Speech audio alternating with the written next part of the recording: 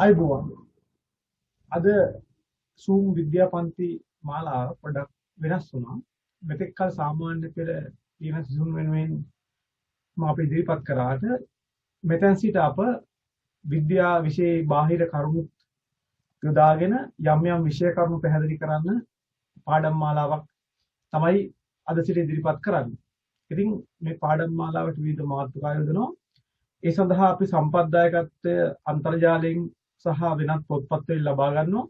ඒක නිසා විශේෂම YouTube දර්ශන භාවිතා කරනවා. ඒ හින්දා ඒ දර්ශන සඳහා සම්පත්දායකත්වයේ දුන් සියලුම මහත්වරුන්ට සහ ආයතනවලට අපගේ ස්තුතිය පිරිනමනවා. එහිදී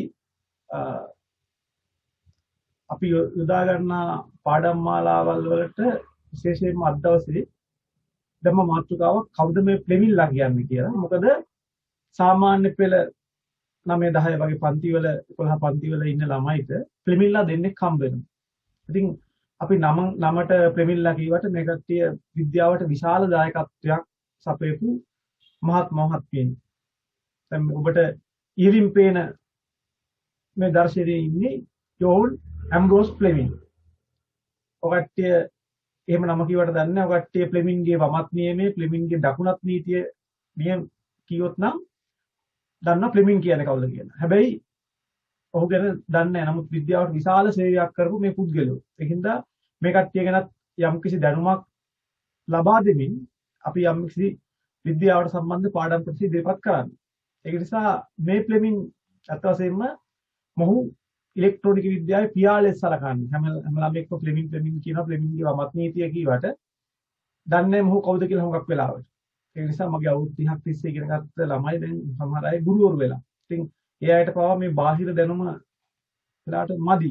ඉතින් විශේෂයෙන් මට කෝල් කරලා අහනවා විදිහ යම් යම් විද්‍යා කරුණු. ඒ නිසා මම හිතුවා මේ වගේ පාඩම් මාලාවක් ඉදිරිපත් කරන්න හැම කෙනාටම බලා ගන්න මේ නොමිලේ කරන සත්කාරය. ඒ නිසා ඉදිරි විද්‍යා දැනුම ලබා ගන්න ළමයිට මේ උදව්වක් කරගන්නවා. මේ අපිට ඊළඟට විද්‍යාවට මේ මහත්තුරුන් කළ සේවයට කෘතගුණ සැලකීමක් ලෙස ඕන ගැන කතා කරන්න ඕනේ. ඒක අපේ යුතුයකමක්.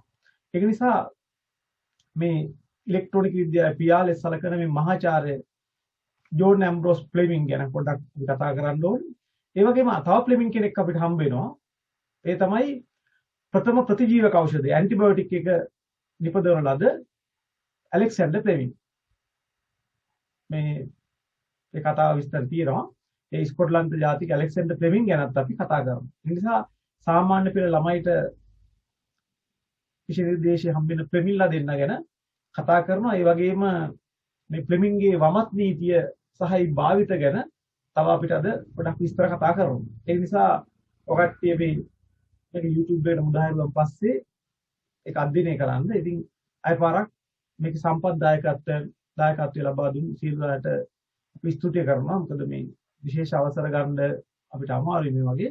ඒකින්ද අපි අන්තර්ජාලයෙන් උපුටා ගන්න එක අපි ස්තුතිය පළ කිරීම තමයි කරන්න තියෙන්නේ. ඉතින් මේ පොත්පත් වලින් ඒවා ලබාගෙන ඉදිරි පරපුරට දායක කරනවා. මේව අරගෙන ඔය කට්ටියත් තව ඉදිරි පරපුර වෙත ඒ දැනුම යාන්ත්‍රණය යවන්න ඕනේ. ඒ නිසා අපි මේ කරන්නේ ස්වේච්ඡා සේවයක් මේ විද්‍යා සාහිත්‍යයේ විද්‍යා අධ්‍යාපනයේ දියුණුව උදෙසා. ඒ නිසා ඒකෙන් කිසි ප්‍රයෝජනයක් ඇත්තේ ගණන් හිතනවා. විශේෂයෙන් මේ ශ්‍රී ලාංකික දරුවන් වෙනුවෙන් විද්‍යාවට යම්කිසි රුකුලක් කරන්නයි මේ අපි මේ වීඩියෝ මාලාව මේ සූම් පාඩම් මාලාව කරන්න බලාපොරොත්තු වෙන්නේ. එහෙනම් අපි බලමු ඉස්සෙල්ලා මේ ෆ්ලෙමින්ලා කතාව. ඊට පස්සේ අපි ඉදිරි පාඩමේ කොටස් ටික බලමු. මේ ඉස්ලාම ඔබට හමු වෙන්නේ ඇලෙක්සැන්ඩර් ෆ්ලෙමින්. ඇලෙක්සැන්ඩර් ෆ්ලෙමින් අත්වසම වෛද්‍යවරයෙක්. මේ හුඟක් අය අත්වසම හරි අමාරු කාර්ය විශාල විද්‍යාවට සේවයක් කරපු කට්ටිය. අතීතයේ හිටපු කට්ටිය ඩෝල්ටන් ලද, ඕම් ලද, ආකිමිඩිස් ලද, ඒ වගේ නිව්ටන්, ගැලීලියෝ නම් ලොකු ගොඩක් මතක් වෙන කට්ටියන්ට. ඒ කට්ටිය ගැන විස්තර ඉදිරි පාඩම් වල කතා කරනවා. මේ ඇලෙක්සැන්ඩර් ෆ්ලෙමින් පෙනිසිලින් කියන ප්‍රතිජීවක ඖෂධය විශේෂයෙන්ම බැක්ටීරියා වරන්ඩ මේකට භාවිත කරේ. ඊට පස්සේ විශාල ප්‍රතිජීවක ඖෂධ ඇමොක්සිලින්, ටෙට්‍රසයික්ලින්, නියෝමයිසින් කිය විශාල වශයෙන් ප්‍රතිජීවක ඖෂධ හදලා තියෙනවා. නමුත් ඔහි මේ ආරම්භක පුද්ගලයා ලෙස වෛද්‍ය ඇලෙක්සැන්ඩර් ෆ්ලෙමින් හඳුන්වන්න පුළුවන්. ඉතින් ඔහුගේ කතාව පොඩ්ඩක් බලලා අපි ඉදිරි පාඩම් වලට යමු. Fleming. Alexander Fleming was born on the 6th of August, 1881, in Darvel, a town in Ayrshire, Scotland, to Hugh Fleming and Grace Morton, both of whom were farmers from local ඉස්කෝලේ families. ජාතිකයෙක්. Alexander had 7 siblings, 4 of whom were from his father's previous marriage. Alexander's father died when Alexander was only 7 years old, leaving the family short on money and requiring දුෂ්කර Alexander ජීවිත to ගත help කළ තියෙන out on the කට්ටිය farm. මෙයා ඔකට ලබා Alexander's දෙන්න. work on the farm and his upbringing surrounded by nature improved his skill in the observation of the natural world, an ability that would later contribute significantly to his මේ farm scientific එකේ වැඩ career. කරලා Fleming දැන් මම attended the තියෙනවා. Lord Moore School and the Darvel School in his youth, A and ළමා at the කාලේ age of ඉස්කෝලේ ගිය 12 කාලේ ගැන earned කතා a කරමු. scholarship which allowed him to attend Kilmarnock Academy. In 1895, Alexander moved to London to live with his brother Thomas. In London, Alexander received his basic education at the Royal මූලික අධ්‍යාපනය ලැබලා Polytechnic තියෙනවා. Institution and worked as a shipping clerk for Royal 4 Navy. years. After his position in the shipping office, Fleming entered St. Mary's Medical School in London ඊට පස්සේ ඔහු University, වෛද්‍ය විද්‍යාලයට with some ඇතුළත් money වෙන කතාව provided to තියෙන්නේ. him by his uncle John Fleming and some from a scholarship. Alexander's brother Thomas, who was also in the field of medicine, was the primary reason for Fleming's decision to attend medical school. Fleming was a distinguished student at St. Mary's Medical School, passing the qualifying A examination අධ්‍යාපන ලබන කාලේ of the විවිධ Convent දක්ෂතා දක්වලා Course තියෙනවා. with distinction A in ලබාගත් 1906. සුසුකම් ගැන කතා The කරනවා. examination allowed Fleming to become a surgeon. However, he started work in the pathology ශල්‍ය department, වෛද්‍යවරයෙක් ලෙස which provided සුසුකම් a ලබලා source තියෙනවා. of income. In 1908, Fleming passed the London MBBS with gold medal, and soon after also passed the සම්පදක්කම final සහිතව exam for the fellowship MBBS of උපාධිය the ගත්තා Royal ඊට පස්සේ. College of Surgeons. Fleming also became a lecturer at the medical school, a position which he would කතිකාචාර්යෙක් occupy බවට until the පත් වුණා ඔහු beginning ඊට of පස්සේ. World War One. The captain of Fleming's rifle club at the මේක medical සිද්ධ school වුණේ පළමු recommended යුද්ධ that කාලේ. Fleming join the research department at St. Mary's, and Fleming became a research assistant to Sir Almroth Wright, a renowned British bacteriologist responsible for ඒ කාලේ තමයි developing an bacteria inoculation ගැන for අධ්‍යයනය කරපු typhoid fever. පුද්ගලෙක් මෙයා මේ වෛද්‍යවරයා. Wright's influence on Fleming was pivotal in the latter's path in the A field of කාලේ ටයිෆොයිඩ් රෝග තිබ්බ bacteriology. හින්දා ඒ ගැන පරීක්ෂණත් කළා Prior තියෙනවා. to his apprenticeship with Wright, Fleming had wanted to become a surgeon. Aside from assisting Wright with his research, Fleming began his own private venereology practice, which helped Venereology. supplement virus the පිළිබඳව modest එයා salary he පරීක්ෂණ කරා. received as apprentice. With the beginning of the First World War in 1914, Fleming was enlisted to serve in the Yes, Royal so- Army Medical Corps and deployed to treat හමුදාවට troops වැදලා returned ඒකේ from සේවය the කරන Western වෛද්‍යවරයෙක් Front. ලෙස. While tending to wounded soldiers, Fleming noticed that many soldiers were dying of infections of typhoid, හුඟක් cases වෙලාවට of තුවාල ලබපු gangrene, කට්ටිය ඒක and sepsis. මේ ආසාදන වලින් මේ Although කියවනවා දැක්කා. antiseptics were ඔයාලා තමයි available to treat A certain කට්ටිය ප්‍රතිකාරම diseases, කරේ. they often worsened the infections. Specifically, wounds that were near the surface of the skin would often be aided by the application of antiseptics, whereas deeper wounds would be exacerbated by the application of antiseptics. Fleming proposed that the antiseptics were having an adverse effect on the body's natural antibodies and could not reach ඇන්ටිසෙප්ටික් deeper beneath ප්‍රතිපූතික the wound භාවිතා කරලා ඒ to treat the කට්ටිය infections. විස බීජ විනාශ Instead කරන්න of applying antiseptics, ගත්ත Fleming කතාව and තියෙන his තුවාල හොඳ colleagues කරන්න යාගේ. recommended cleaning and drying the wounds, but Army physicians largely disregarded his suggestion. During the war, Fleming also studied species of streptococci, bacteria responsible for Streptococcus certain common bacteria. infections, in great detail. ගෝලාකාර දාමාකාර තියෙනවා. Fleming found that one of Golakara. those species of streptococcus that caused the rupture of red blood cells were likely to lead to severe. කොකයි කියන්නේ ගෝලාකාර step කියන්නේ පොලිමට තියෙන. එක එක bacteria වර්ග තියෙනවා ගෝලාකාර දණ්ඩාකාර කට්ටිය මතක ඇති.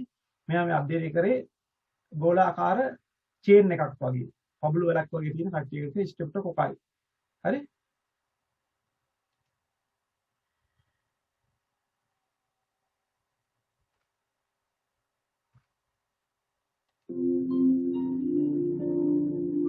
Sir John 49 in Lancaster, England. මේ He was known as the Anik father of Fleming. modern electronics. And when he died at the age of 95, his list of titles, positions, awards, developments, and inventions was astounding. ඉලෙක්ට්‍රොනික විද්‍යාවේ පියා Fleming was the first ලෙස සලකන්නේ ඉස්ලාම් මහාචාර්යවරයා ඉලෙක්ට්‍රොනික a මහාචාර්යවරයා consultant to the Edison Electrical Light Company in London and advisor to Marconi Wireless Telegraph Company. And with Fleming's aid, he assisted them in getting the first message across the Atlantic wirelessly. Also, Fleming was the president of the Victoria Institute and Philosophical Society of Great Britain, president of the Television Society, emeritus professor of electrical engineering in the University of London, honorary fellow of St. John's ප්‍රථම College, Cambridge, මහාචාර්යවරයා fellow electronic of පිළිබඳ University College London, and 1929. He is best known for inventing the fermion valve, also known as the Fleming valve. It තර්මයින කපාට revolutionized ඉස්සලා හැදී මෙහෙම radio තමයි. communication. අපි කතා කරන diode transistor වල මූලික අවස්ථාවට කතා One කරේ might මෙයා think with such a ෆ්ලෙමින්. great mind like Fleming, surely he was Yeah, above Ambrose believing Fleming. in anything God to free man from accountability to the Creator. And he fought hard for the truth in his day. He was even found preaching in his church until the age of 83. Now, this battle is still raging today and perhaps more intense than ever. And now we are called on to contend for the faith. May we be faithful just as Sir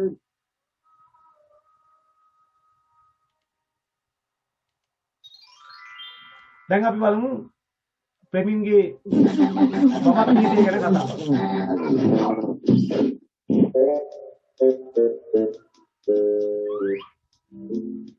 ෆ්ලෙමින්ගේ මමත් නීතිය කරගෙන video දර්ශනයක් බලමු. දැන් මේ විදුලි ගමන ගැන පොඩ්ඩක් බලන්න ඉස්සෙල්ලා.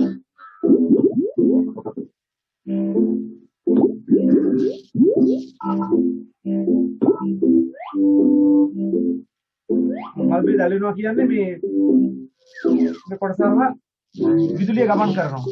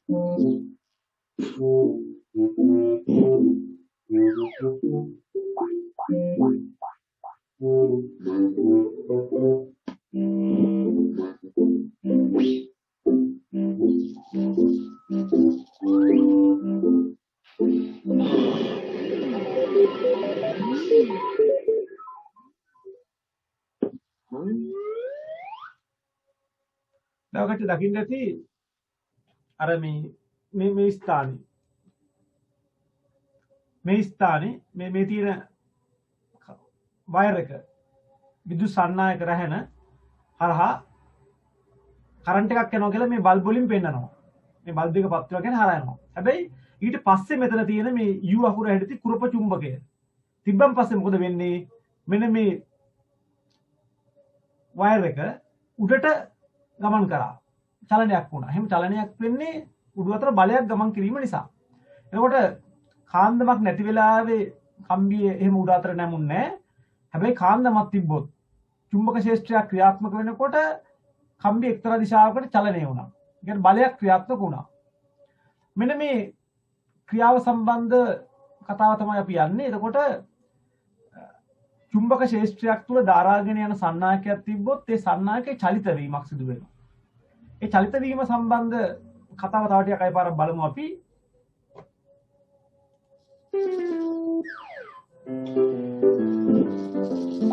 ධාරාව යද්දී අපි මත බලයක් ඇති වෙනවා. රහනක. දැන් ඊට පස්සේ අපි ඉන්සිට ස්ටක්වා චුම්බක බල ශේෂ්ත්‍රයක් ඇති වෙනවා. ධාරාවක් යනවා. එතකොට උඩට ගියා කියන්නේ උඩු අතර බලයක් ක්‍රියාත්මක වෙනවා.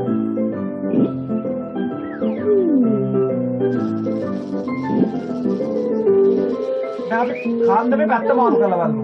කාන්දමේ පැත්ත මාරු කරපුවම බලන්න වෙන දේ.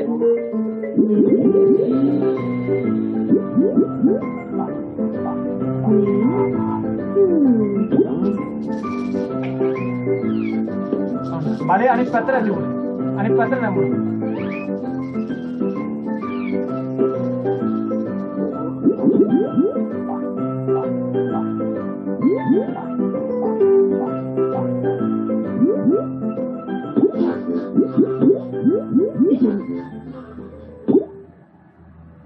මේ කට්ටිය එක ක්‍රමයක් හොයනවා. බලය අකින පැත්ත හොයාගන්න. අය කට්ටිය අන්තර්ජාලයේ හොයලා බලනවා. බලය ක්‍රියා කරන්නේ කොහොමද මේකේ?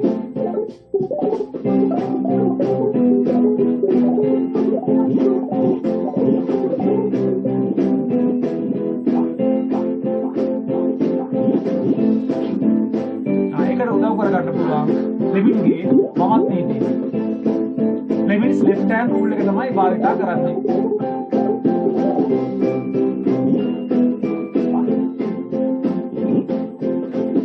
මාපට ඇඟිල්ලයි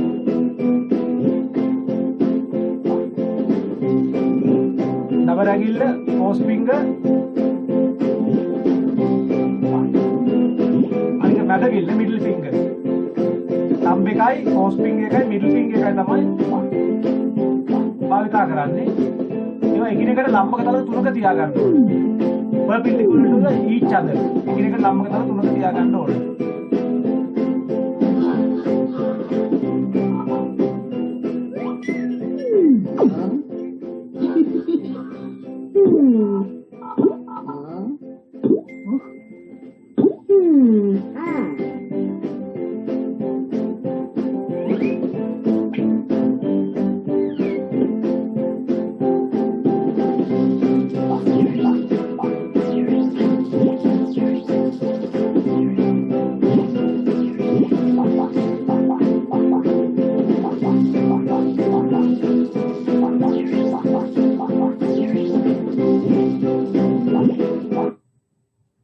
ඊළඟට පේනවා චුම්බක බල රේඛා ගමන් කරන්නේ NCTS දක්වා. ධාරාව හැම විටම යන්නේ ධනාග්‍රේ ඉඳන් ඍණාග්‍රේට. ධනාග්‍රේ ඉඳන් ඍණාග්‍රේට ධන පැත්ත ඍණ පැත්තට තමයි තියන්න ඕනේ මොකද්ද? ධාරාව මැද ඇඟිල්ල. එතකොට මෙහෙම තියාගත්තහම මේක තියන්න ඕනේ ධාරාව මේක ඇවිල්ලා චුම්බක බල රේඛා පැත්තට. තිබ්බහම මාපට ඇඟිල්ල කොහෙද තියන්නේ? අන්නේ හිටින පැත්තට තමයි බලය ක්‍රියාත්මක වෙන්නේ. අපි ඒක තවදුරටත් කතා කරමු කොහොමද වෙන්නේ කියලා.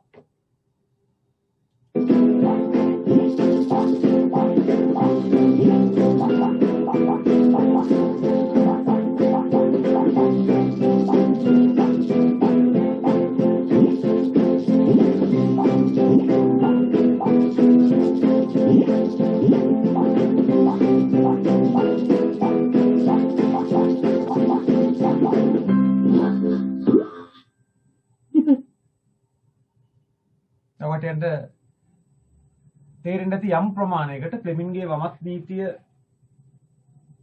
කියන්නේ මොකක්ද කියලා. එතකොට ෆ්ලෙමින්ගේ වමත් නීතිය කියන එක භාවිතා කරන්නේ දැන් අපි කියව ෆ්ලෙමින්ලා දෙන්නෙක් ඉන්නවා. අපි භාවිතා කරන්නේ මේ ජෝන් ඇම්බ්‍රෝස් ෆ්ලෙමින් කියන නූතන ඉලෙක්ට්‍රොනික විද්‍යාවේ පියා මහාචාර්යවරයාගේ මහාචාර්ය විසින් හඳුන්වා දුන් ලද මේ වමත් නීතිය. වමත් නීතිය භාවිතා කරන්නේ එතකොට මොකද්ද? චුම්බක ක්ෂේත්‍රයක ධාරාගෙන යන සන්නායකයක් මත බලයක් ඇති වෙනවා. ඒක බලය ඇති වෙන දිශාවට තමයි සන්නායකේ චලනය වන්නේ. අන්නේ බලය ඇති වෙන දිශාව හොයාගන්න තමයි ෆ්ලෙමින්ගේ වමත් නීතිය භාවිතා කරන්නේ. එතකොට ෆ්ලෙමින්ගේ වමත් නීතිය කියන්නේ මොකක්ද කියන එක එකක්. ෆ්ලෙමින්ගේ වමත් නීතිය භාවිතා කරන්නේ මොකටද කියන එක දැනගන්න ඕනේ. ඒක ෆ්ලෙමින්ගේ අයපාරක් කියන වමත් නීතිය භාවිතා කරන්නේ චුම්බක ක්ෂේත්‍රයක ධාරාගෙන යන සන්නායකයක් මත බලයක් ඇති වෙනවා. ඒ ඇති වෙන බලයේ දිශාව හොයන්න. මොකද චුම්බක ක්ෂේත්‍රයේ දිශාවයි ඒක NCTS දක්වා යන්නේ උතුරේ ඉඳන් දකුණු දිශාවට. ඒ වගේම ධාරාව යන්නේ ධන සිට ඍණ. එතකොට ওই දෙක එකක් මාරු වෙනකොට දිශාව වෙනස් වෙනවා. ඒ නිසා මේ දිශාව හොයාගන්න ෆ්ලෙමින්ගේ වමත් නීතිය භාවිතා වෙනවා. එතකොට තව ටික අපි කියනවා එතකොට ෆ්ලෙමින්ගේ වමත් නීතිය භාවිතා වෙන්නේ මොකද? ෆ්ලෙමින්ගේ වමත් නීතිය කියන්නේ මොකද්ද? ෆ්ලෙමින්ගේ වමත් නීතිය කියන්නේ මොකද්ද? වම් මතේ මාපට ඇඟිල්ල දබර ගිල්ල සහ මැද ගිල්ල එකිනෙකට ලම්බක තල දෙක තියා ගන්නවා. මේකට එක 3යි. තියාගෙන මේ දබර ගිල්ල චුම්බක ශේෂ්ත්‍රයේ තියෙනවා ns පැත්තට තියෙනවා මැද ගිල්ල තියෙනවා ධාරාවේ දිශාවට. ධන ඉඳන් ඊට පැත්තට ධාරාව යන්නේ. තිබ්බහම මාපට ඇඟිල්ල පිහිටන්නේ කොහාටද? අන්නේ පැත්තට තමයි සන්නායකයේ චලනය වෙන්නේ. නැත්නම් බලයක් ඇති වෙන්නේ. අපි ඒ පිළිබඳ දැන් විස්තර තවද කතා කරන්න යන්නේ මේ පොඩි කාටුන් වගේ වැඩසටහනකින් ඔකට යම් අදහසක් වෙන්න ඇති. ඒක අපි දැන් ඉදිරියට තව කතා කිරීම බලාපොරොත්තු වෙනවා.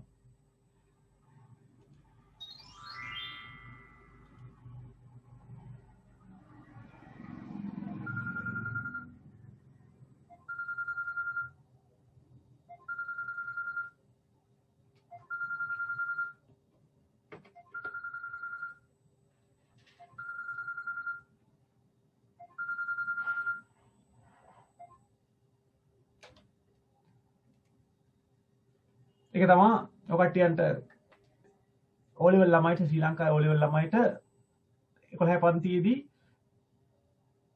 භාවිතා 11 පන්තියේ 13 වෙනි පාඩම විද්‍යාවේ කොටසක් තමයි චුම්බක ක්ෂේත්‍රයක තිබූ ධාරාගයන් සන්නායකයක් මත ඇතිවන බලය. එතකොට ඒ ගැන කතා කරන්න තමයි යන්නේ මේ පල්ලෙහා රූපයෙන් ඔකට්ටිය දකින්න ඇති ඒ ෆ්ලෙමින්ගේ වමත් නීති යොදා ගන්න හැටි චුම්බක බල රේඛා ගමන් කරන්නේ n සිට s දක්වා ඊළඟට ධාරාව යන්නේ ධන සිට ඍණ පැත්තට. එතකොට එහෙම ඇඟිල්ල තිබ්බහම කොහොමද මාපට ඇඟිල්ල පිහිටන දිශාව තමයි හොයන්නේ. ඉතින් මේ කතාව කියන්න දෙනවා. එතකොට මේ උඩ රූපයේ තියෙන්නේ මෙතන n සිට උත්තර ධ්‍රවයේ සිට දක්ෂිණ ධ්‍රවයට තමයි බල රේඛා ගමන් කරන්නේ මෙහෙම කුරුප චුම්බකයක. හරි මේක නම් මේ විදිහට තමයි ඔකට බලා ගන්න පුළුවන් ගමන් කරන හැටි. ඒක මාලිමාවක් තියලා අපිට හොයා ගන්න පුළුවන් බල රේඛාවල දිශාව. හරිද? එතකොට මාලිමාවෙන් බලා ගන්න පුළුවන් බල රේඛාවල දිශාව. දැන් අපි තවදුරටත් මේක පාඩම කොහොමද කරන්නේ කියලා බලමු. මේ ඔකට්ටියන්ගේ පෙළ පොතේ තියෙන රූපයක් ඇසුරේ මම පැහැදිලි කරන්න යන්නේ. ඔකට්ටියන්ට ඒතර පාසලේදී මේක කරලා ඇති. නැත්නම් සමහර අයට අනාගතේ කෙරෙයි. ඒක කොහොමද බලමු මේක වෙන්නේ. මේකට ගන්න ඕනේ U හැඩති චුම්බකයක් නැත්නම් කුරුප චුම්බකයක් ගන්න ඕනේ. සන්නායක කැබලි තියෙන පිත්තල හෝ වෙනස් සන්නායක කූරු දෙකක් කෝෂ දෙකක් තියෙන්න ඕනේ. එතකොට මේකෙදි ඔකට බලා ගන්න පුළුවන් මෙන්න මෙතන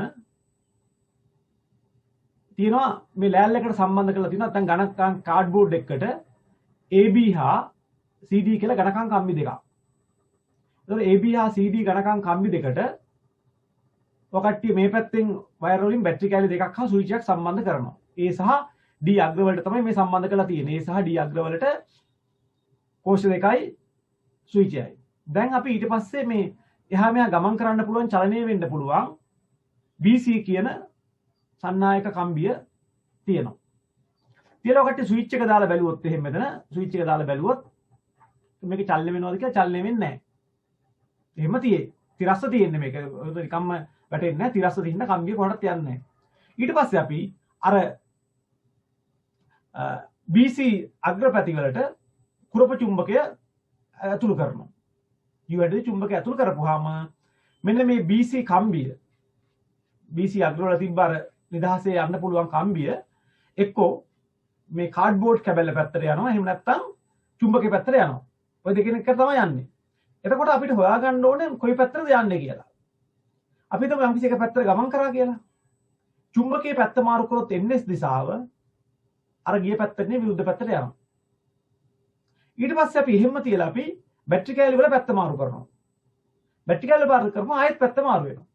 එහෙනම් මේ නිදහසේ මේ AB CD කම්බි දෙක මත නිදහසේ චලනය විය හැකි කම්බිය ගත්තහම මේ කම්බිය මත බලයක් ඇති වුණාම තමයි මේක චලනය වෙන්නේ. චලනය වන දිශාව කාරණා දෙකක් මත වෙනස් වෙනවා. මොකද කාරණා දෙක චුම්බක බල රේඛාවල දිශාව n සිට s දක්වා යන්නේ ඒක පැත්ත මාරුනකොට වෙනස් වෙනවා.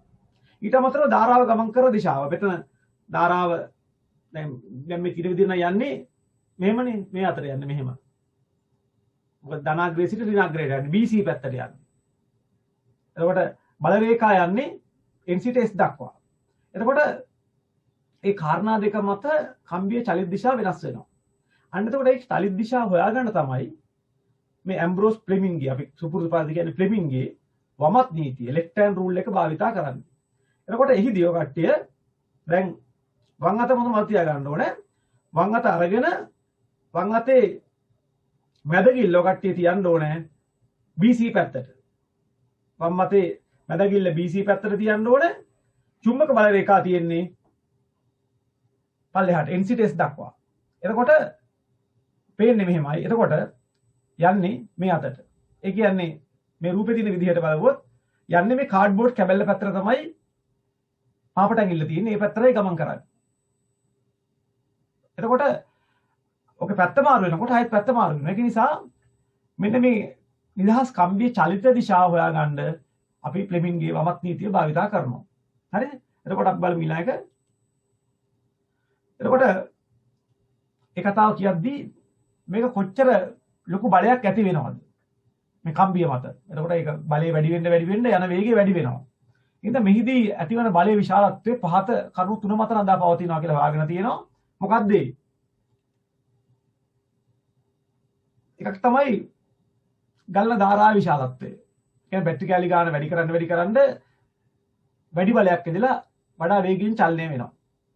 එතකොට අනික සන්නායකයේ දිග මේක විශේෂයෙන් වැදගත් වෙන්නේ අපි මෝටරේ ක්‍රියාව ගන්න මෝටරේ ක්‍රියාව කරනකොට තමයි සන්නායකයේ දිග වැදගත් වෙන්නේ. ඒක දිග වැඩි වෙන්න ඇතිවන බලයත් වැඩි. අනික තමයි තියෙන චුම්බකයේ ප්‍රබලතාවය, චුම්බක ශේෂ්ත්‍රයේ ප්‍රබලතාවය. එතකොට කාරණා තුනක්. හරි එතකොට කාරණා තුනක් බලපානවා.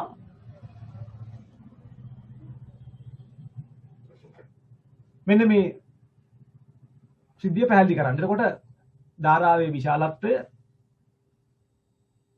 සන්නායකයේ දිග, අනික චුම්බක ශේෂ්ත්‍රයේ ප්‍රබලතාවය.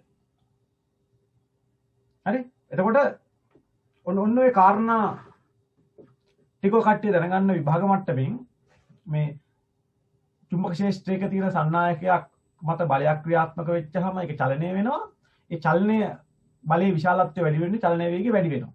එතකොට මෙන්න මේ කාරණා බලයට අනුලෝමව සමානුපාතිකයි. ඒ කියන්නේ මේක කාරණාවක් හරි වැඩි වෙනකොට බලය වැඩි වෙනවා. එතකොට ඒ කාරණා තුන තමයි ධාරාවේ විශාලත්වය, මෙතන ධාරාවේ විශාලත්වය, දිග, අනික චුම්බක ශේෂ්ත්‍රයේ ප්‍රබලතාවය, මැග්නට් එකේ ප්‍රබලතාවය. ඔන්න ඔය කාරණා තුන මත නදා පවතිනවා කියලා ඔයාලට දැනගන්න. දැන් අපි ඉදිරියට බලමු තව කාරණා ටිකක්.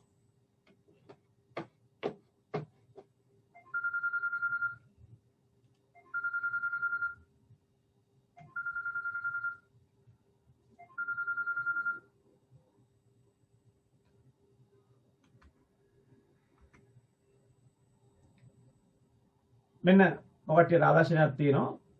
වම් අත තියෙනවා. වම් අතේ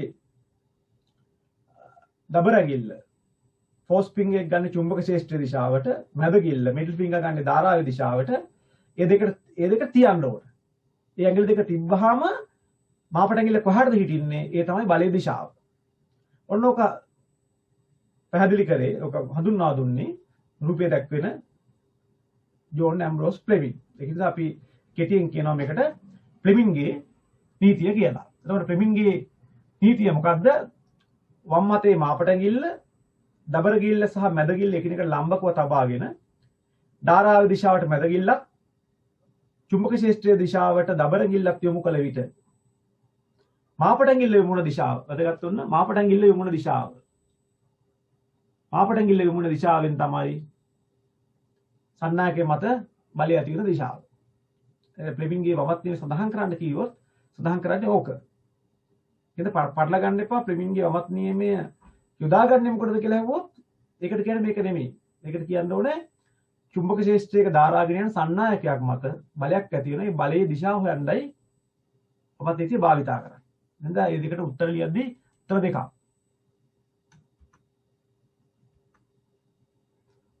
ෆ්ලෙමින්ස් ලෙෆ්ට් හෑන්ඩ් රූල් එක ගැන කතා කරේ. එතකොට ඉස්ලාම පොඩි සාරාංශයක් කිව්වොත් අපි ෆ්ලෙමින්ලා දෙන්නෙක් ඉන්නවා. ඒ ෆ්ලෙමින්ලා දෙන්නෙක් එක්කෙනෙක් කිව්ව ඇලෙක්සැන්ඩර් ෆ්ලෙමින් පෙන්සිලින් හොයාගත්ත කෙනා. අනිත් කෙනා ජෝන් ඇම්බ්‍රෝස් ෆ්ලෙමින්. ඒ ඔහු නූතන ඉලෙක්ට්‍රොනික විද්‍යාවේ පියා මහාචාර්ය ඇම්බ්‍රෝස් ප්‍රෙමින් ඔබට වැදගත් වෙන්නේ මේ පාඩමේදී වමත් නීතිය හා දකුණත් නීතිය කියලා නීති දෙකක් ගෙනාවා. ඒ එකක් තමයි මේ මමත් නීතිය.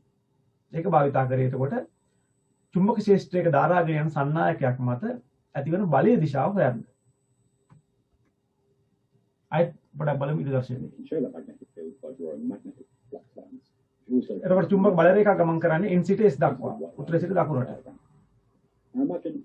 බලමු දැන් ධාරාගෙන සන්නායකයක් තියෙනවා. ඒක ඔයාලට බලා ගන්න පුළුවන්. ධන සිට ඍණ දෙසට මේ පැත්තට තමයි ධාරාව යන්නේ.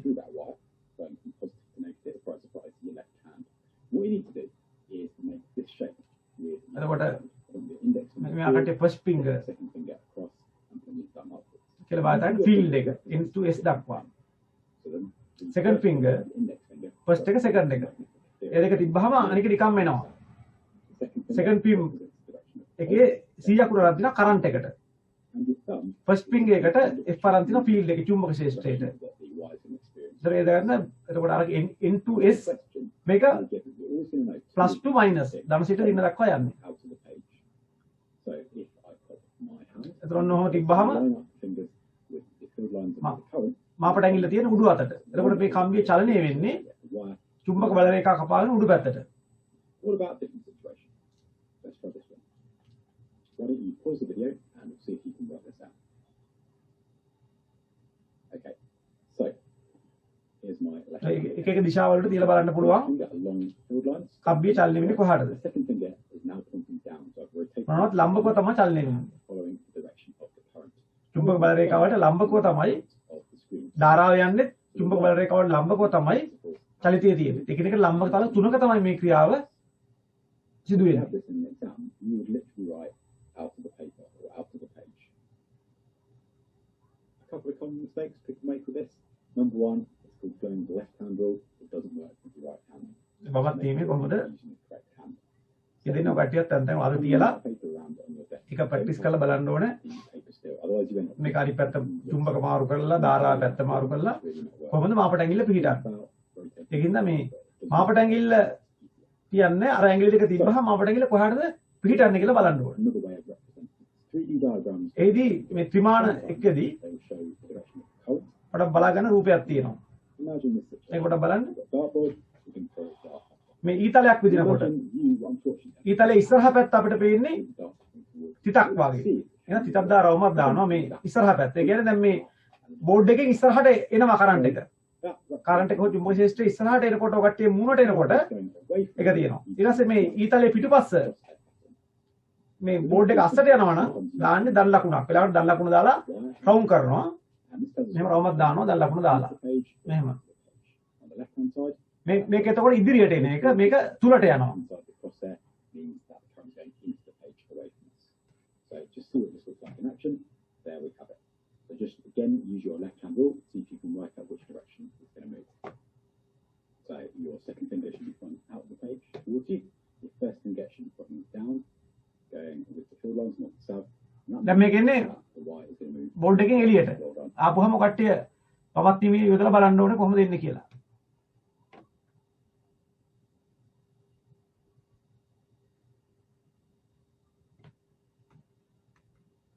එතකොට මෙන්න මෙහෙම ධාරාවක් ගෙන යන සන්නායකයක් චුම්බක ක්ෂේත්‍රයක් තිබ්බහම ඵලයක් ඇති වෙනවා. අන්නේ සංසිද්ධිය යොදාගෙන අපි නිර්මාණය කරලා තියෙනවා විද්‍යාඥයෝ අතීතයේ හිටපු කට්ටිය ඒව යොදාගෙන හදපු වර්තමානයේ භාවිතා වෙන නැතුවම බැරි උපකරණ ටිකක් තියෙනවා. අද විදුලි මෝටරය කියන්නේ මේ පරිගණකයේද බ්ලෙන්ඩරේද ඊළඟට විදුලි පංකාවද ඉලෙක්ට්‍රික් මෝටර වලද මෝටර අත ඒ හැම එකම තියෙන එකක් තමයි විදුලි මෝටරේ. ඒකට මේ බලය ඇතිවීමේ ප්‍රතිඵලයක් ලෙස සිදුවන චලනයෙන් තමයි මේක යොදාගෙන තින්නේ විදුලි මෝටරය. ඊළඟ එක ශබ්ද විකාශය. දැන් සාමාන්‍ය පෙළ ළමයිට මෙන්න මේකේ ක්‍රියාකාරීත්වය පිළිබඳ අවබෝධයක් තියෙන්න ඕන. ඊළඟට උසස් පෙළ මට්ටමේදී තමයි ගැල්වනෝමීටරය, වෝල්ට් මීටරය සහ ඇමීටරය ප්‍රතිසම කියන්නේ ඇනලොග් එක. ඩිජිටල් එක නෙමෙයි ඇනලොග් එක වැඩ කරන්නේ මෙන්න මේ මූලධර්මයෙන්. ඒක නිසා එතකොට ඔය කට්ටියට වැදගත් කරුණු කීපයක් තියෙනවා. ක්ලෙවින්ගේ වමත් නීතිය කියන්නේ මොකද්ද?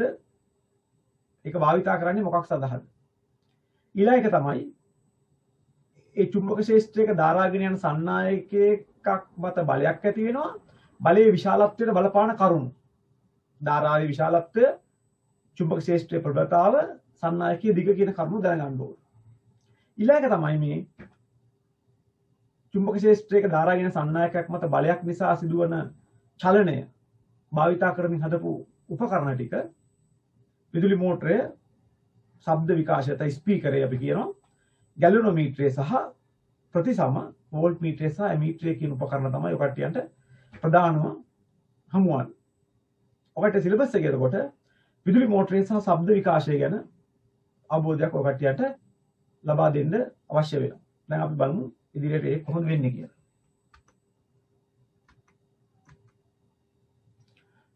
මේ තියෙන්නේ විදුලි මෝටරයක්.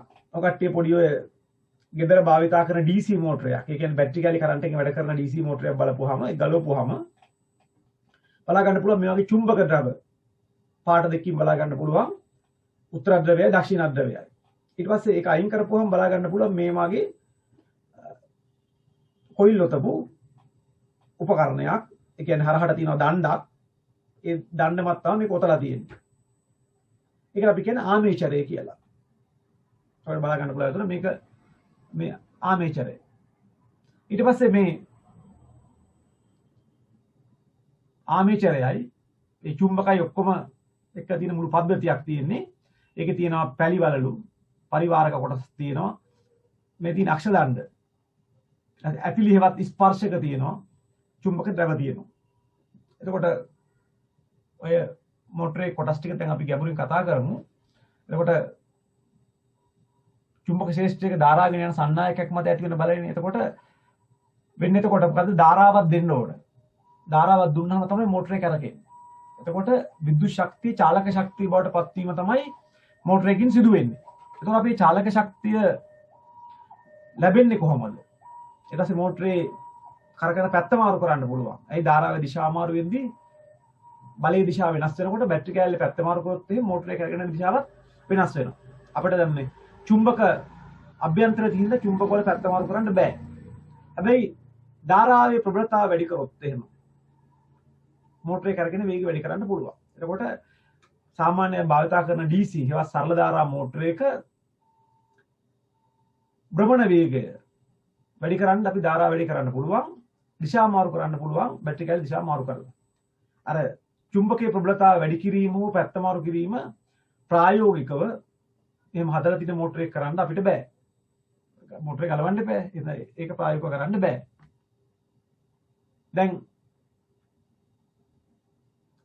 මෝටරේ තියෙන විශේෂ එකක් තමයි මෙන්න මේ කොටස.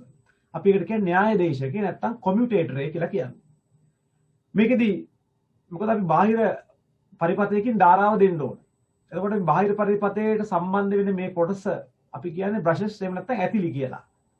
ඒක ස්පර්ශ වෙනවා විතරයි. මොකද එහෙම එක්කින් නැත්තම් මෝටරේ රවුමක් කරගෙනන සම්බන්ධ කර තියෙන වයර් රවුමට කරගෙන්න ගන්නවා.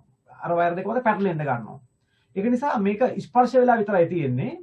ඒ ස්පර්ශ වෙලා තියෙන්නේ කියන්නේ බාහිර පරිපථයෙන් එන මේ ධන හෝ ඍණ වයර් දෙක දෙපැත්ත සම්බන්ධ කරන්නේ ඒක ස්පර්ශ වෙලා තියෙන්නේ මේක සමහරවිට කාබන් වලින් හදනවා එක එක වයින් හදනවා ඇතිලි එවන කොටස ඒක මේ සම්බන්ධ සම්පූර්ණ කොටස තමයි අපි කියන්නේ මේ කොමියුටේටරේ හේවත් න්‍යාය දේශකය කියලා. එතකොට ඒක සම්බන්ධ වෙලා තියෙන්නේ මොකද මම තියාගෙන මේ කොටස් ටික නම් කරන්න ඒක සම්බන්ධ වෙලා තියෙනවා මේ වලල්ලක්. විදුලි ගමන් කරන වලල්ලක්. ඒ සම්පූර්ණ වලල්ලක් නෙමෙයි තියෙන වලල්ල දෙකට පල්ලා තියෙන්නේ. අපි කියන්නේ පැලි වලලු ස්ප්ලිට් රින්ග්ස්. ඇයි මේ එහෙම ගන්නෙ? අපි එක වටයක් කරගෙන ධාරාවේ පැත්ත මාරු කරන්න ඕන. එහෙම නැති වුණොත් සම්පූර්ණ වලල්ලක් තිබ්බොත් මේක දෝලණය වෙන එක විතරයි වෙන්නේ. රවුමට කැරකෙන්නේ නැහැ. දැන් රවුමට කැරකෙන්න එක වටයකදී ධාරාවේ පැත්ත මාරු වෙන්න ඕනේ. ඊට පස්සේ ඒකෙන් ගන්න ධාරාව මේ බ්‍රෂස් වලින් ගන්න ධාරාව යනවා පැලිවලලු ඒවට. පැලිවලලු වලින් ඊළඟට සම්බන්ධ කරලා තියෙනවා ආමේචරයේ කොයිල් එකට මේ කරන්ට් එක යනවා. එතකොට මෙහෙන් ධාරාව ගියොත් කැරකිලා ගිහිල්ලා මෙහෙන් එළියට එනවා. දැන් මේක ධන නම් මේ ධාරාව අරගෙන මෙහෙම ගිහිලා කරකිලා මෙහෙම එළියට එනවා මේක ඍණ. හැබැයි අනික රවුම කරකින්දී ඔකට යන රූපේ බලා ගන්න පුළුවන් රවුම කරකින්දී මේක පැත්ත මාරු වෙනවා. දැන් උදාහරණයක් කිව්වොත් දැන් මේක ඒක තියෙන්නේ මේක B කියමුකෝ. මේ B කියන එක අයිල කරවම කරකෙද්දි B එක සෙට් වෙනවා ධන එකට. එතකොට මේකේ ධාරාව ඉස්සලා එළියට ගියේ. හැබැයි මේ පැත්ත කියලා මෙතෙන් දාපුවම ධාරාවයි ඇතුළට යනවා. එහෙනම් භාගයක් කරකෙද්දි මේක එළියට ගිය ධාරාව ඊළඟ මොහොතේදී ඇතුළට යනවා. මේකේ මෙහෙම ඇතුළට ගිය ධාරාව ඊළඟ මොහොතේ එළියට එනවා.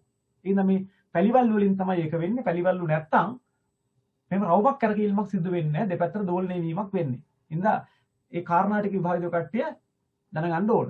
දැන් අපි ටික ටික මෝටරේ ගැන කතාවට යමු. දැන් බලමු මෝටරේ අභ්‍යන්තරේ දැන් කට්ටියන්ට නම් කරන්න පුළුවන්. ඒතර PQ කියන්නේ මොකක්ද? මම කලින් එක කරා ස්පර්ශක. නැත්නම් මේ බ්‍රෂස් කියලා කියන්නේ. හරිද? ස්පර්ශක වෙනවා බ්‍රෂස්. නැත්නම් අපි කියන ඇතිලි කියලා.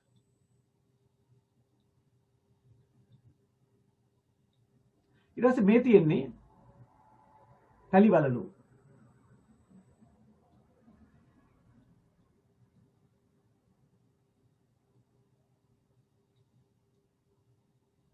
හරි ඊට පස්සේ දැන් මේ පැලිවල වලින් ධාරාව වර යන විදිය. දැන් පොඩ්ඩක් බලමු.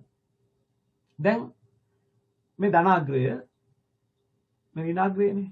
දැන් ධනාග්‍රයෙන් පිට වූ ධාරාව මෙහෙම යනවා. මෙහෙම ගිහිල්ලා P ස්පර්ශක නැත්නම් P දශකට ගිහිල්ලා මෙන්න මේ මෙහෙම ගිහිල්ලා AB කම්බියෙන් මෙහාට යන්නේ. දැන් දෙපැත්තේ තියෙනවා ස්ථිර චුම්බක දෙක. උත්තර ධ්‍රවයේ ඉඳන් N දක්ෂිණ ධ්‍රවයට. S පැත්තට තමයි චුම්බක බල රේඛා යන්නේ.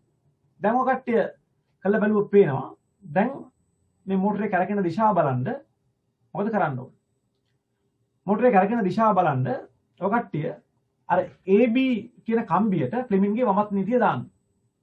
AB කියන කම්බියට ෆ්ලෙමින්ගේ වමත් නීතිය දාපුවාම චුම්බක බල රේඛා යන්නේ මේ අතට. ඔයටේ රූපේ පේන විදිහට චුම්බක බල රේඛා යන්නේ N සිට S දක්වා තියාගන්න දබර ඇඟිල්ල.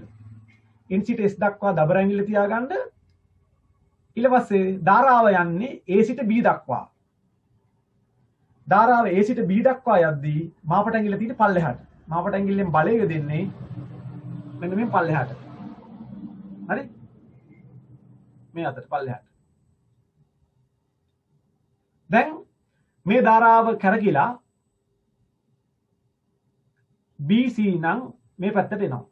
CD පැත්තට. දැන් අයත් එකට දාන්න ෆ්ලෙමින්ගේ වමත් නීතිය. එතකොට N සිට S දක්වා තියාගත්ත දබර ඇඟිල්ල ධාරාව යන්නේ C පැත්තට. C නම් D පැත්තට යද්දී මාපට ඇඟිල්ල පිටන්නේ උඩට. ඒතර මාපට ඇඟිල්ල උඩට පිහිටනවා කියන්නේ බලයක් එන්නේ උඩට මෙහෙම.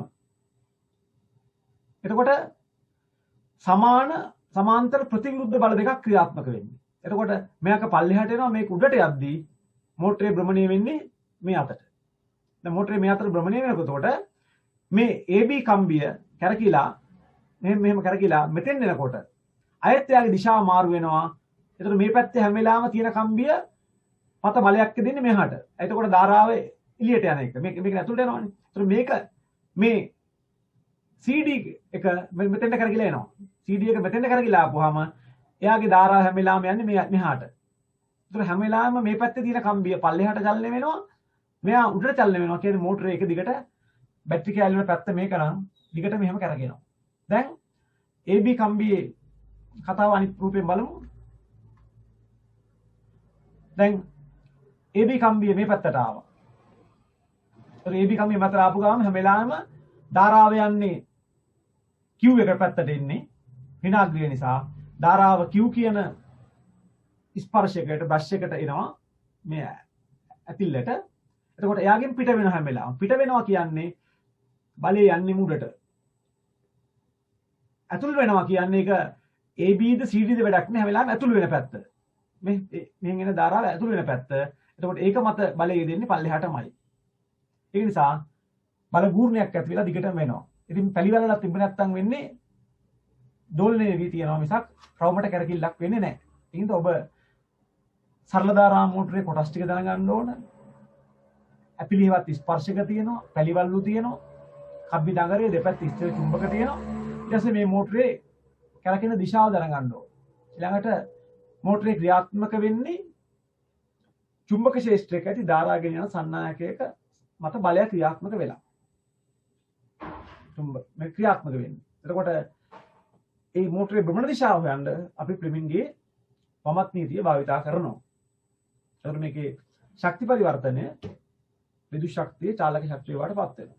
එතකොට මේ මෝටරේ ඊට පස්සේ විවිධ උපකරණ වලට අද පරිගණකයේද DVD ප්ලේයර් එකද ඊළඟට වාහන වල හැම තැනම අද මෝටරයක් කියන එක බලා ගන්න පුළුවන්.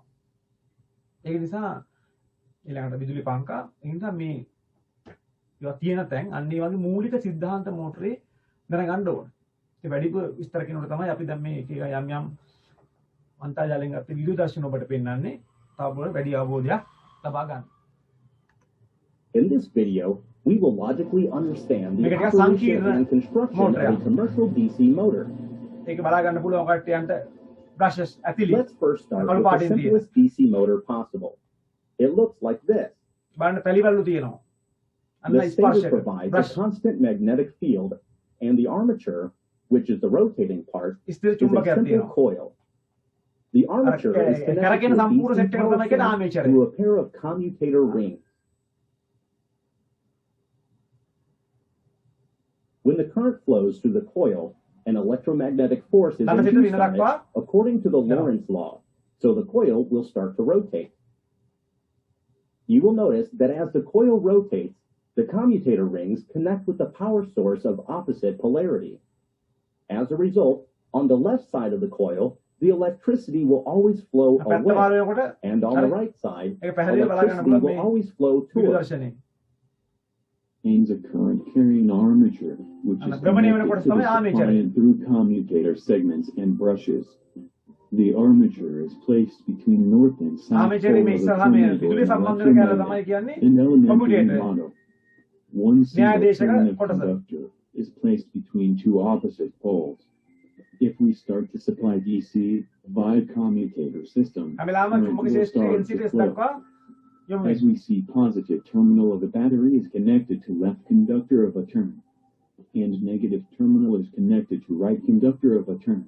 As we see in model, north pole of the magnet is placed near left side, and south pole is placed near right side of the turn. Current in left side flows inward, and current එතකොට in right කොමියුටේටර් side කියන්නේ න්‍යායදේශක flows කොටස outward. විදුලිය සපයන As we කොටස see, conductor සම්පූර්ණ is කරගෙන carrying කියන current ආමේචරය and placed in magnetic field. චුම්බක තියෙනවා. එතකොට Both of චුම්බක them ක්ෂේත්‍ර ගණන් experience දකින mechanical NCTS force දක්වා acted on them. ඒතර ඔයගොල්ලන්ට මමත් මේක Direction of යොදපුවාම mechanical හොයා ගන්න force පුළුවන් can කරගෙන be easily determined by Disha. applying Fleming's left-hand rule. To do this, spread out your left අය පාරක් thumb, මමත් මේ පැහැදිලි forefinger, කරනවා. and second finger so they are all at 90 degrees to one another. එකිනෙකට ලම්බක තල තුනක තියාගෙන දබර ගිල චුම්බක With ක්ෂේත්‍රයට that, if the forefinger is lying along direction ධාරාව of දිශාව magnetic බැලගිල්ල field ගන්න. from north pole to the south pole, NCTS දක්වා. and second finger ධාරාව is යන්නේ lying ධන සිදුවිල්ල along දක්වා. direction of තියෙනවා the ධන current සිදුවිල්ල and දක්වා left side ධාරාව දානවා. conductor. එතකොට And thumb මෙහෙම indicates කරපුවාම direction of mechanical හොයා ගන්න force. පුළුවන් ධාරාව යන්නේ කොහාටද කියලා. එහෙම. Similarly, if the forefinger is lying along direction of magnetic field from north pole to the south pole, පැත්ත මාර්ග මේ and පැත්තට එද්දී අනිත් second පැත්ත finger is aligned along පැත්තට එද්දී direction of the current and right side මෙහෙම කළා conductor, පැත්ත and මාර්ග thumb කරනවා. indicates direction of Kala mewa. mechanical force. Due to this upward and downward forces on the turn, one torque is produced when turn rotates on clockwise direction as shown. ඔබ තිබ්බොත් එහෙම ඔරලෝසු කට්ට කරගෙන පැත්තට කරගෙන්නේ. පැත්ත මාරු කරද්දී After But the model rotation window. of the turn comes to vertical position in respect of the magnetic field. At this position, there is no current in conductor because turn, conductor, and brushes rest between two commutators. ඔන්න ඔය අවස්ථාවේදී බලයක් එන්නේ නැහැ. Hence, there is no force acting on conductor by due to moment of inertia. Turn continue to rotate and comes A horizontally. අවස්ථාවේ අර කැරකෙන වේගයෙන් Position රවම of conductor has been changed here. That means conductor, which was previously in left position, comes to right position, and which was previously in right position comes to left position. At that position, we can determine mechanical force with applying Fleming's left-hand rule. Let's do that. To do this, spread out your left thumb, forefinger, and second finger so they are all at 90 degrees to one to another.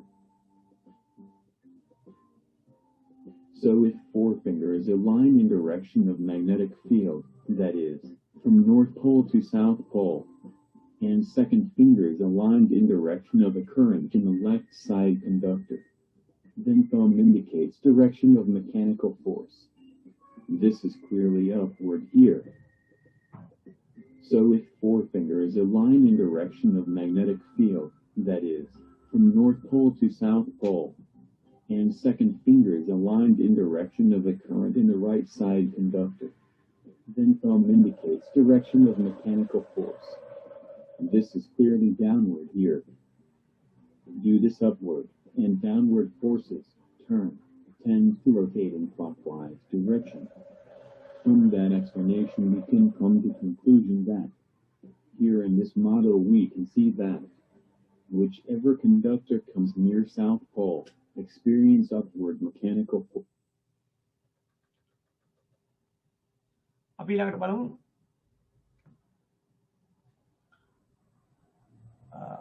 ධාරාගෙන යන සන්නායකයක් මත බලයක් ඇති වෙන චුම්බක ශේෂ්ත්‍රයක තිබ්බහම ඒතර බලය නිසා චලනය වීම යොදාගෙන හදපු අනික් උපකරණය තමයි ස්පීකරය.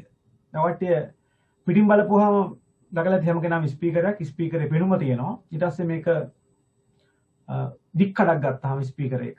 ඔකට විභාගයට වලට නම් කරන්නේ මේක. ඒකේ තියෙනවා වලයාකාර චුම්බකයක්. ඒ චුම්බකයේ අර පිටින් තියෙන එක උතුර මැද තියෙන දකුණ. එතකොට ඒක මැද තියෙන අර කූර වගේ එකේ තියෙනවා කොයිල් ඔතලා තියෙනවා. හරිද? ඒකේ තියෙනවා දඟරේ. දඟරේ අර මැද එකේ රවුමට ඔතලා තියෙන්නේ. ඊට පස්සේ ඒක ඔතලා ඒකේ වයර් දෙකක් එළියට අරන් තියෙනවා. ඊට පස්සේ ඒකට සම්බන්ධ ඔතලා තියෙන කාඩ්බෝඩ් එක. ඒ කාඩ්බෝඩ් එකේ රවුම ඔතලා තියෙනවා. ඊට පස්සේ ඒක සම්බන්ධ වෙනවා පිටින් තව කාඩ්බෝඩ් එකකට. එතකොට මෙන්න මේ කාඩ්බෝඩ් කේතුව තියෙනවා. එතකොට මේ මෙන්න මේ සම්පූර්ණ දඟරේ ඉදිරියට පහළට චලනය වෙන්න ගත්තොත් මේකත් කම්පණය වෙනවා. කම්පණය වෙලා මේ ඉස්සරහා මොකද වෙන්නේ වාතයේ කම්පණය වෙලා ඇති වෙන අන්වායාම තරංග වලින් ශබ්ද එනවා. ඉතින් කොහොමද වෙන්නේ? මේකට එන්න ඕනේ විචලනය වෙන ධාරාවක්. විචලනය වෙන ධාරාවක් කියන්නේ ඔකට්ටිය මයික්‍රොෆෝන් එකක් ඉදිරියේ කතා කරනකොට ඔකට්ටියන් ඒක ඊළඟ එක කතා කරන්නේ මේ චුම්බක ශේෂ්ත්‍ර කතාවක්මයි මයික්‍රොෆෝන් එක කියන්නේ. අපි ඊළඟ පන්තියේ අපි කතා කරනවා. මේකෙදි වෙන්නේ ඒ වගේ මයික්‍රොෆෝන් එකකින් හදන විචලනය වෙන වෙනස් වෙන ධාරාව තව ඇම්ප්ලිෆයර් එකකින් වැඩි කරනවා. වැඩි කරලා තමයි ස්පීකරේට එවන්නේ. එතකොට මේ විචලනය වෙන ධාරාවට අනුව මේ චුම්බක ශේෂ්ත්‍රයක් තුළ මේ ධාරාගෙන යන සන්නායකයක් මත බලය ඇති වෙනවා ඒ විචලනයට අනුකූලව. අනුකූල වෙච්චාම ඒ ඉස්සරහට පස්සට යාම අනුව මේ කාඩ්බෝඩ් කේතුවක් ඒ අනුව කම්පණය වල ඉස්සරහා තියෙන වාත අනුව කම්පණය වෙලා තමයි මේ ශබ්දය නිකුත් වෙන්නේ. එතකොට මේකෙත් වෙන්නේ මොකද්ද? විද්‍යුත් ශක්තිය චාලක ශක්තිය වෙනවා. චාලක ශක්තියෙන් තමයි අපිට ශබ්ද ඇති වෙන්නේ. එතකොට ඉස්ලාම් දේ තමයි එතකොට ස්පීකර් එක කොටස් නම් කරන්න පුළුවන් වෙන්න ඕනේ මේ දික්කඩේ. වලයාකාර චුම්බකය, ලෝහ ආධාරක වැස්මක් තියෙනවා, කාඩ්බෝඩ් කේතුවක් තියෙනවා, දඟරයක් තියෙනවා. ඊට පස්සේ මේක වෙන ක්‍රියාවලිය කොහොමද වෙන්නේ කියලා දැන් අපි යාන් විදුලි දර්ශනයේදී බලමු. මේකත් අර සන්නායකයක් මත ඇති වෙන බලයෙන්ම තමයි බලය නිසා ඇති වෙන චලිතයෙන් තමයි මේක සිද්ධිය ක්‍රියාත්මක වන්නේ. And so we have a magnet. මෙන්න And in චුම්බකය. this case, we're going to have our magnet here. That is going to be our north අර pole. over මං කිව්වා here. බාහිරින් තියෙන චුම්බකය මතක ඇති දෙපැත්තේ Within තියෙන that අර triangle දික්කඩේ here, තිබ්බේ we also have another magnet. මෙහෙම බලපුවම And ත්‍රිමාණයකදී the surface will අර be මැද්දේ තියෙන දක්ෂිණ ද්‍රවය එළිය තියෙන්නේ උත්තර ද්‍රවය. The magnetic field lines, of course, are going to radiate. ඒ දක්ෂිණ ද්‍රවය කියන කෝන් එකේ වටේ The තමයි second thing you need to understand අර is කොයිල් එක that we ඔතන්නේ. have a coil here. And Copy that that, right. coil will be connected up to an external power supply, and which we can apply බාහිරින් potential difference A in there. Coil එකේ කියලා අග්‍ර දෙකට විදුලිය And සපයන්න we ඕන. also over here have the suspension. අන්න Now, අර what the චලනය වෙන්න suspension පුළුවන් does, කාඩ්බෝඩ් it actually එක supports suspension එක. all of this, but allows it to freely ඒකට සම්බන්ධ move කරලා තියෙනවා up and down. කේතුව, cardboard That will කේතුව. become important in a moment. And lastly, we have here what we call the diaphragm. Cardboard And කේතුව the diaphragm එක. diaphragm again will be important when we see how all this works. So let's have a closer look in terms of the physics. So here's our දැන් මේ diagram again. දැන් And තියෙනවා now I'm just හරස් looking at කඩක්. the two-dimensional අර අපි දැක්කේ දික් physics කඩක් නේ, දැන් හරස් in කඩක් තියෙනවා terms of my ස්පීකරේ. outside magnet, which I told you is going to be our north pole over here. එළියම and තියෙන my උත්තර ධ්‍රවය. internal magnet, which is going to be my south pole. අස්සේ තියෙන්නේ දක්ෂිණ ධ්‍රවය. And so over here, මේක වටේ තමයි අර the cardboard circle is our coil. කේතුවේ නගරේ The ගොතන්නේ. important thing to note, first of all, is that we now will generate magnetic field lines that are going to be radiating inward, because north to south is the direction that magnetic field lines go. එතකොට උත්තර ධ්‍රවයේ ඉඳන් දක්ෂිණ ධ්‍රවයට තමයි What will චුම්බක happen බල if Rekha I ගමන් put කරන්නේ. in a current in this loop? Now, if I were to put a current in this direction over here, what will be the direction අර of the coil එකේ movement ධාරාව of ගමන් the කරන්නේ coil? එහෙම ඒ වටේ. Well, if you use your right-hand palm rule, you can work that out. As far as this is concerned, that direction of current will cause a force to be exerted. In this case, චුම්බක ශේෂ්ත්‍රයක ධාරක නැත්නම් බලයක් ඇති වෙනවා.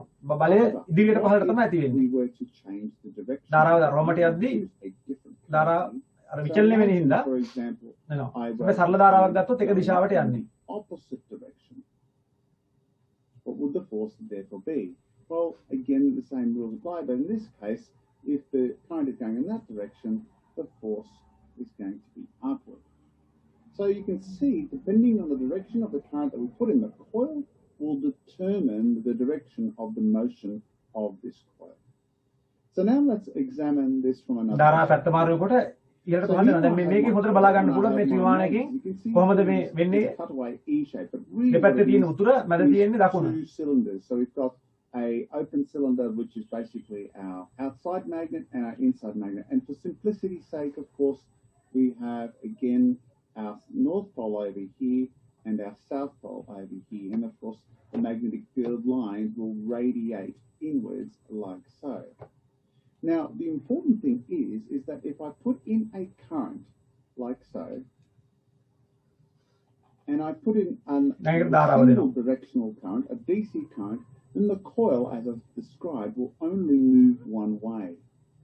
However, if I were to, instead of connecting this to a DC supply, but instead I connected to an AC supply, what's ඔය going to DC happen? Current එකක් දුන්නොත් Well, උඩටම පල්ලෙහාට විතරයි වෙන්නේ. up and down, and it's AC current එක පැත්ත මාරු වෙනකොට ඉහළ පහළ වෙනවා. එතකොට අපි අර මයික්‍රොෆෝන් එකකින් දෙද්දිත් වෙන්නේ ඔන්න ඔය විදිහට විචලනය වෙන ධාරාවක් දෙපැත්තට යන ධාරාවක්. එතකොට ඉහළ පහළ චලනය වෙනවා. let's say මේක ඉහළ පහළ චලනය වෙනකොට මේකට සම්බන්ධ තියෙන කාඩ්බෝඩ් කේතුවක් අර ඩයෆ්‍රම් එකත් චලනය වෙනවා. 50 hertz supply from your power supply, and this is going to vibrate at 50 times a second. But of course, what stereos do කම්පණය is වෙනවා. quite වයිබ්‍රේට් වෙනවා. complex alternating supplies to make this vibrate in a way that hopefully will generate sound. But how do we generate sound? Well, we need to connect our cone. And our මේකට cone, හයකලා of තියෙනවා course, අර will be attached to the cardboard coil, කේතුව. and of course it will vibrate as well. So now what we have is we have our cone will vibrate up and down, which means this area up here is going to be pushing air up the diaphragm. දැන් ඔය අර cardboard කේතුව උඩ තියෙන වාතය like ඊට so. පස්සේ කම්පණය වෙනවා. As a result, we'll ඒතර ඇතිවෙනවා අන්වායාම තරංග. compression waves.